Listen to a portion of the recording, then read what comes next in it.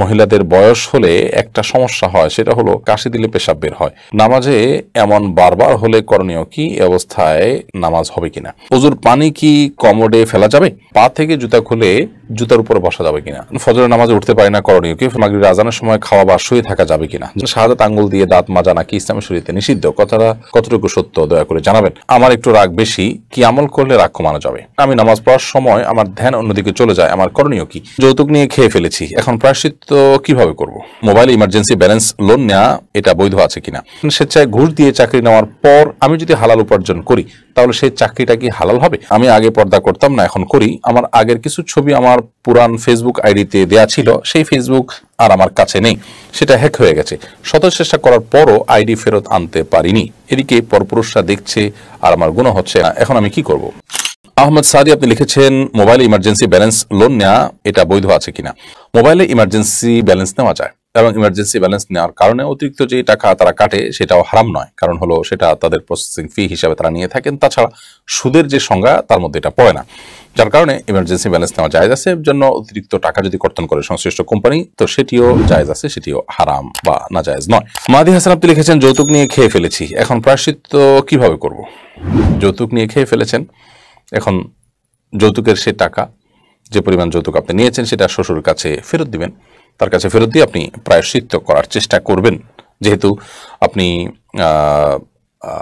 যেটি নিয়েছেন সেটি হালাল নয় আপনার জন্য। আপনি তার মেয়ে বিয়ে করে তার কাছ থেকে উল্টো আরো টাকা নিয়েছেন, অতএব সেই টাকাটা আপনি ফেরত দিবেন এবং আল্লাহর কাছে মাফ চাইবেন, ইনশাআল্লাহ আপনি মুক্ত হয়ে যাবেন। এমনি সাকিব আল হাসান আপনি লিখেছেন, ফজরের নামাজে উঠতে পারি না, করণীয় কি? ফজরের নামাজে উঠতে পারছেন না, এটার জন্য আপনাকে রাতে তাড়াতাড়ি ঘুমাতে হবে, এশার পর দেরি করা যাবে না এবং মোবাইল টেপাটেপি করা যাবে না। সন্ধ্যার পর থেকে মোবাইল থেকে দূরে থাকবেন এবং ঘুমের চেষ্টা করবেন, যত তাড়াতাড়ি ঘুমাতে চেষ্টা করবেন এবং ঘুমাতে পারবেন ইনশাআল্লাহ ফজরের নামাজ আদায় করা তত সহজ হবে। লুৎফুন আপনি আমাদের ইউটিউব চ্যানেল থেকে প্রশ্ন করেছেন, পিরিয়ডের সময় কি মোবাইল থেকে কোরআন পড়া যাবে? পিরিয়ডের সময় কোরআন তেলাওয়াত করা যাবে কিনা এটা নিয়ে ওলামা ইকরামের মধ্যে ইখতিলাফ আছে। জমহুর বা সংখ্যাগরিষ্ঠ ওলামা ইকরাম অর্থাৎ প্রায় সকল ওলামা ইকরামের মত হলো, বেশিরভাগ স্কলারদের মত হলো যে এই সময় কোরআন তেলাওয়াত করা যাবে না, সেটা মোবাইল থেকে হোক আর যেখান থেকে হোক। যদিও ইবনে তাইমিয়া রহমতুল্লাহ সহ সৌদি আরবের স্কলারদের মধ্যে বিন বাজ রহমতুল্লাহ ইত্যাদি সমকালীন কোনো কোনো ওলামা ইকরাম তারা পিরিয়ডের সময় কোরআন তেলাওয়াত করা যাবে বলে মত দিয়েছেন, তবে স্পর্শ করা যাবে না সে ব্যাপারে সবাই একমত। অতএব তাদের মতে কোরআন আপনি মোবাইল থেকে তেলাওয়াত করতে পারেন, যেহেতু এটা স্পর্শ করানো হয় না এতে। তবে জমহুর আমাদের মতের দিকে তাকালে এই সময় কোরআন তেলাওয়াত নয়, বরং এই সময় আপনি ইসলামিক বই পুস্তক পড়তে পারেন, অন্য দোয়া দরুদ পড়তে পারেন এবং অন্যান্য ভালো কাজ করতে পারেন। আহমেদ সাবির লিখেছেন, আমি একজন প্রবাসী, আমার আব্বা এবং আমার আম্মা এবছর হজ পালন করতে যাবে, ইনশাআল্লাহ আমি তাদেরকে হজের অর্ধেক টাকা দিতে চাই, এটা কি জায়েজ হবে? অনেক বলে নিজের হজের টাকা নিজে পরিশোধ করতে হবে। ভাই আহমেদ সাবির, আপনার বাবা মার হজের টাকা আপনি দিয়ে দিতে পারেন, কোনো অসুবিধা নেই। ওনাদের টাকা ওনাদেরকেই দিতে হবে এমন কোনো কথা নেই, অন্যজন টাকা দিয়ে দিতে পারে। আর্থিক ইবাদতে একজন অন্যজনকে টাকা দিয়ে দিলে সেটা আদায় হয়, হালাল হতে হবে, এটি হলো মূল বিষয়। সাদিকুর রহমান লিখেছেন, স্বেচ্ছায় ঘুষ দিয়ে চাকরি নেওয়ার পর আমি যদি হালাল উপার্জন করি তাহলে সেই চাকরিটা কি হালাল হবে? স্বেচ্ছায় ঘুষ দিয়ে যদি আপনি চাকরি নেন আর যে উপার্জন করছেন সেটা যদি হালাল উপার্জন হয়, অর্থাৎ কাজটা যদি হালাল হয়, তার বিনিময়ে যে পারিশ্রমিক দিচ্ছে সেটা হালাল হবে। বাট আপনি ঘুষ দিয়ে চাকরি করেন, নেওয়ার কারণে আপনার গুনাহ হয়েছে, সেজন্য আল্লাহর কাছে ইস্তেগফার করতে হবে। মুসলিমা আক্তার আপনি লিখেছেন, আমি আগে পর্দা করতাম না, এখন করি। আমার আগের কিছু ছবি আমার পুরান ফেসবুক আইডিতে দেয়া ছিল, সেই ফেসবুক আর আমার কাছে নেই, সেটা হ্যাক হয়ে গেছে। শত চেষ্টা করার পরও আইডি ফেরত আনতে পারিনি। এদিকে পরপুরুষরা দেখছে আর আমার গুনাহ হচ্ছে, এখন আমি কি করব?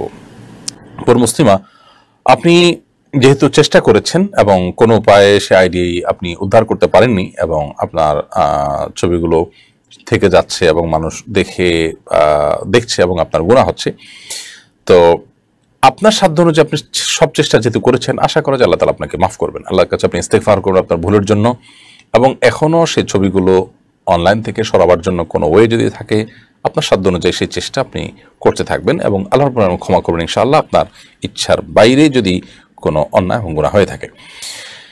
তবে এই ধরনের গুনাহ করার সময় আমাদের এই জন্য চিন্তা করা উচিত যে গুনাহগুলো, প্রতিটা গুনাহেরই ভয়াবহতা অনেক বেশি, কিন্তু কিছু কিছু গুনাহ আছে যে গুনাহগুলো আসলে এর ক্ষতিকর দিকগুলো আমাদেরকে দীর্ঘমেয়াদে বহন করে বেড়াতে হয়, সেজন্য সেগুলো থেকে বাঁচার আপনার চেষ্টা আমাদের থাকতে হবে।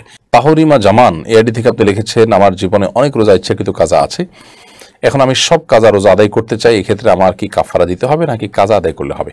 আপনার যে রোজাগুলো রাখা হয়নি সেগুলো আপনি এখন রেখে দিলে হবে, তার জন্য আলাদা কোনো কাফারা দিতে হবে না। সুমাইয়া মাহমুদ সুহি এই আইডি থেকে আপনি লিখেছেন মাহরাম ছাড়া ওমরা করা যাবে কিনা। না, নবী করিম সাল্লাল্লাহু আলাইহি ওয়াসাল্লাম বলেছেন লা তুসাফিল মারআতু ইল্লা মা যি মাহরামিন, কোন নারী মাহরাম ছাড়া সফর করতে পারবে না, বিধায় তিনি ওমরা কিংবা হজ মাহরাম ছাড়া, পুরুষ মাহরাম ছাড়া তিনি করতে পারবেন না। আবু বকর লিখেছেন আমি নামাজ পড়ার সময় আমার ধ্যান অন্যদিকে চলে যায়, আমার করণীয় কি। নামাজ পড়ার সময় যদি অন্যদিকে মনোযোগ চলে যায়, ধ্যান চলে যায়, আপনি চেষ্টা করবেন সেটাকে ফিরিয়ে আনার জন্য, মানে কন্টিনিউয়াসলি মনোযোগ থাকবে এবং একটু এদিক সেদিক যাবে না, ব্যাপারটা সেরকম না। মানুষ হিসেবে আমাদের এদিক সেদিক চলে যেতে পারে, কিন্তু কর্তব্য হলো যখনই মনে পড়ে যে আমি আর সলাতে আসি অন্যদিক কেন আমার মন গেল, তাহলে সাথে সাথে আবার সলাতের মধ্যে আমরা ফিরে আসার চেষ্টা করব, আল্লাহর সাথে কথোপকথন করার চেষ্টা করব, কারণ সহিহ মুসলিম হাদিসে সলাতকে মুনাজাত মা আল্লাহ বা আল্লাহর সাথে কথোপকথন হিসেবে আখ্যায়িত করা হয়েছে। কোহিনুর আহমেদ আপনি লিখেছেন আমার একটু রাগ বেশি, কি আমল করলে রাগ কমানো যাবে। আর রাগ কমানোর জন্য আউযু বিল্লাহি মিনাশ শাইতানির রাজিম বিশেষ করে পাঠ করবেন। বিশেষ করে এটা আপনি যে খাবার বা পানি আছে সেখানে পড়ে পড়ে ফু দিবেন। আউযু বিল্লাহি বিসমিল্লাহ পড়ে পড়ে ফু দিলে ইনশাআল্লাহ বিদিল্লাহ রাগ প্রশমিত হবে। সেই সাথে যখন রাগ খুব বেশি হবে, দাঁড়ানো অবস্থা থাকলে বসে যাবেন, বসা অবস্থা থাকলে শুয়ে পড়বেন, এবং ওযু করে ফেললেও রাগ প্রশমিত হয়। যেই জায়গায় রাগ হয়েছে সেই জায়গাটা পরিবর্তন করে ফেললে রাগ প্রশমিত হয়। এবং রাগ প্রশমিত হওয়ার জন্য রাগের যে ভয়াবহতা আছে, এটার যে ক্ষতিকর দিক আছে, এর কারণে মানুষ দুনিয়াতে লাঞ্ছিত হয় এবং আখিরাতে জান্নাত অনেক সময় তার হারাতে হয়, সে বিষয়গুলোকে খুব বেশি বেশি করে উপলব্ধি করার চেষ্টা করতে হবে, জানার চেষ্টা করতে হবে। প্রয়োজনে সেগুলোকে লিখে পয়েন্টগুলোকে টাঙিয়ে রাখতে হবে, কোথাও ঝুলিয়ে রাখতে হবে। নবী করিম সাল্লাল্লাহু আলাইহি ওয়াসাল্লামের কাছে এক ব্যক্তি ওসিয়ত চেয়েছেন, ইয়া রাসূলুল্লাহ আমাকে ওসিয়ত করুন, আমাকে একটু বিশেষভাবে উপদেশ দিন। নবী সাল্লাল্লাহু আলাইহি ওয়াসাল্লাম বলেছেন লা তাগদাব, তুমি রাগ করবে না। তিনি আবার উপদেশ চেয়েছেন, নবী সাল্লাল্লাহু আলাইহি ওয়াসাল্লাম আবারও তাকে একই উপদেশ দিয়েছেন, লা তাগদাব, তুমি রাগ করবে না, এবং তৃতীয়বার তিনি একই উপদেশ দিয়েছেন।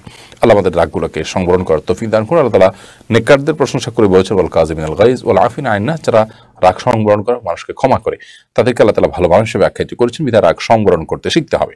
সুমাইয়া মজুমদার লিখেছেন শাহাদাত আঙ্গুল দিয়ে দাঁত মাজা নাকি ইসলামী শরীয়তে নিষিদ্ধ, কথাটা কতটুকু সত্য দয়া করে জানাবেন।